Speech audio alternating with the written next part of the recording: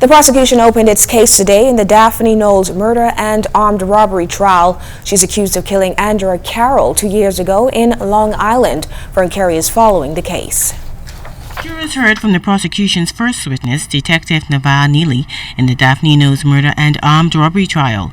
The officer recalled that back on Tuesday, December 4th of 2014, he visited the Princess Margaret Hospital's RAN lab and observed an autopsy being performed of the deceased, Andrea Carroll. Detective Neely testified that he took photos of the deceased, noting that she had injuries to her face, hands, and neck area.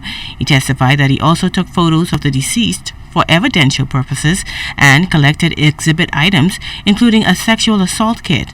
When asked under cross-examination if he suspected that the deceased had been sexually assaulted, the detective said he was unable to say, as he was only acting on instructions. Jurors also heard from crime scene investigator Constable Lakeisha Rogers-Carey, who testified that she and other officers were transported by police plane to Long Island to process the crime scene. She recalled that she also went back to the crime scene the following day to collect utensils found there. Knowles is accused of killing Andrea Carroll between November 28th and 29th of 2014. Carroll was found dead and tied to a fan in a home in Deadman's Key.